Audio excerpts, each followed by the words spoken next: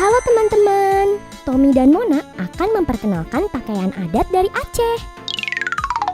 Pertama, pakaian untuk anak perempuannya dulu ya. Aku memakai celana panjang sebagai bawahannya.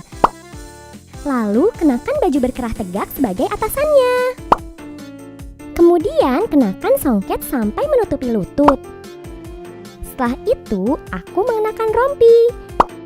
Kemudian, aku memasangkan hiasan melati di atas kepalaku. Dan terakhir, aku mengenakan sendal selop. Selesai deh. Sekarang giliran Tommy. Aku mengenakan celana panjang sebagai bawahannya. Kemudian, aku kenakan sarung sampai sebatas lutut. Setelah itu, baru deh memakai baju jas untuk atasannya. Lalu tambahkan rencong. Kemudian kopiah untuk kepalaku. Terakhir, pakai sendal selop sebagai alas kaki.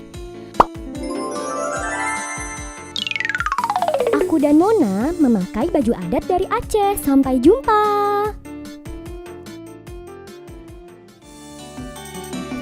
Halo teman-teman, subscribe di tombol merah ini ya. Like dan share juga ke media sosial teman-teman. Dan satu lagi, isi kolom komentar, usulan atau saran juga ya. Terima kasih.